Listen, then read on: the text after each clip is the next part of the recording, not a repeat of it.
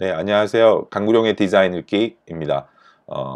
오늘 제가 좀 이야기 드릴 거는요, 디자인 작업은 아니고요. 좀 더 어떤 여러분과 함께 뭔가 디자인에 대해서 좀 얘기를 해보고 싶어서 나왔습니다. 어, 제가 최근에 이제 그 피터 샤빌의 작업을 한번 보여드렸잖아요. 근데 그 전후에는 피터 샤빌의 작업을 보여드렸는데, 피터 샤빌 했던 인터뷰 중에 제가 좀 기억이 남는 부분이 있어서 오늘 좀 그 문장을 가지고 좀 한 짧게 얘기를 좀 서로 해보고 싶어서 가지고 왔습니다. 그 피터 샤빌은 알시다시피 이제 앨범 디자이너였고 사실은 한 20년 넘게 앨범 하나만 거의 깊이 있게 작업을 했어요. 왜냐면 그 사람 자체가 팩토리 레코드라는 그 앨범 회사를 만들었기 때문에 거의 어, 전폭적으로 자기가 원하는 디자인을 할 수 있었고 뭐 남의 큰 신경을 자기도 안 썼다고 합니다. 근데 문제는 이제 피터 샤빌 같이 이렇게 유명한 디자이너를 보고 이제 디자인과를 지원하는 학생들이 많다는 거죠. 피터 샤빌 자신도 이제 그런 어떤 학생들 또는 그런 편지를 받으면서 자기 때문에 디자인과를 또는 그래픽 디자이너를 지원하게 됐다라는 얘기를 많이 듣는다고 하더라고요. 그런데 이제 그 얘기를 이제 인터뷰 때 이런 얘기를 하는데 미안하다라고 얘기를 합니다. 그 이유는 뭐냐면 피터 샤빌 자체는 자기도 말을 했듯이 그 피터 샤빌 자체의 그 앨범 디자인은 좀 자기 표현이 좀 강한 작업 중 하나예요. 무슨 말이냐면 그 앨범 같은 경우는 여러분들 어떠세요? 그게 뭐 그 물론 앨범 디자인에서도 디자인의 어떤 지식과 어떤 이론들이 필요할 수도 있겠지만 그것보다도 어떤 음악의 어떤 감정적인 어떤 표현이나 어떤 직관적인 것들이 많이 요구되는 분야이기 때문에 훨씬 더 이제 자유롭게 표현이 가능한 거죠. 피터 샤빌은 이거에 대해서 거의 뭐 자기는 한 번도 앨범을 디자인할 때 뭐 디자인 브리프나 아니면 그런 어떤 회의를 들어가 본 적이 없다고 합니다. 그럴 필요도 없던 것이 마돈나를 위한 앨범에서는 유일하게 마돈나를 만족시키면 되는 거지 다른 사람의 어떠한 뭐 타겟층이나 우리가 소위 말하는 UX에서 말하는 어떤 뭐그 대상들의 어떤 분석 이런 것들이 중요했던 게 아닌 거죠.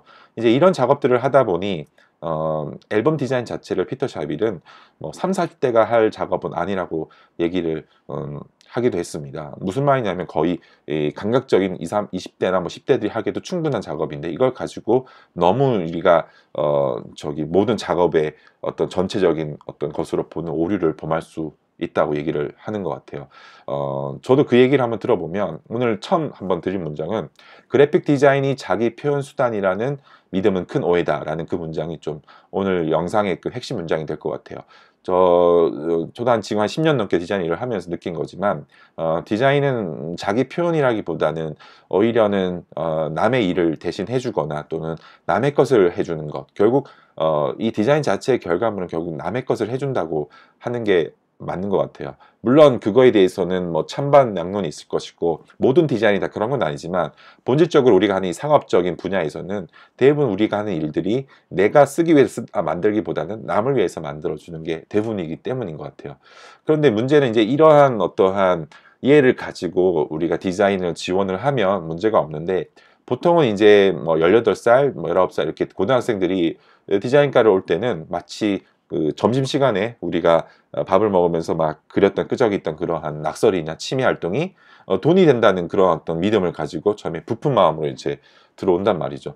근데 문제는 이제 그런 어떤 마음이 좀 많이 깨지는 게 디자인 자체가 상당히 자유로운 분야는 아니고 오히려 되게 분석적이고 논리적이어야 되고 그리고 어떠한 작업에 있어서 물론 자기의 생각도 중요하지만 표현에 대한 욕구도 중요하지만 그 작업 자체의 어떤 컨텍스트, 맥락 그리고 그거의 어떤 골, 목적 또 매체에 대한 어떤 이해 다양한 것들이 이제 훨씬 더 이해가 많아져야 되기 때문인 것 같습니다.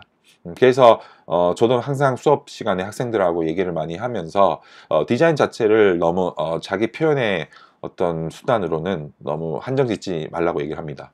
물론 그렇다고 무조건 상업적으로 보라는 뜻은 아닙니다.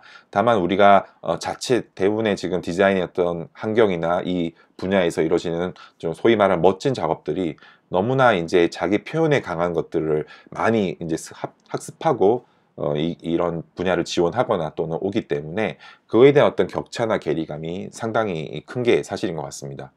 물론 학교에서는 좀 어떤 실험적인 작업이나 어떤 자기 표현에 대한 수단도 물론 많이 강요하긴 사실이지만 좀 더 이제 우리가 생각을 해보면 그런 것도 하나의 일부분이고 다른 하나의 부분으로서 우리가 이 커뮤니케이션 디자인, 결국에는 메시지를 잘 가지고 와서 그걸 다른 사람에게 잘 전달해주는, 메시지를 어떻게 딜리버리 한다고 해야 될까요? 그런 커뮤니케이터의 어떤 본질적인 기능은 잊지 말아야 되는 것 같아요. 그래서 한 번쯤 여러분들이 특히 학생분들께서 공부를 하시다가 나는 그래픽 디자인이 되게 좋아서 왔는데 왜 이렇게 재미가 없을까? 라는 그런 어떤 질문을 하시거나 고민을 하시는 분이 있다면 한 번쯤 피터 샤빌이 말했던 그 얘기를 한번 생각해 보세요.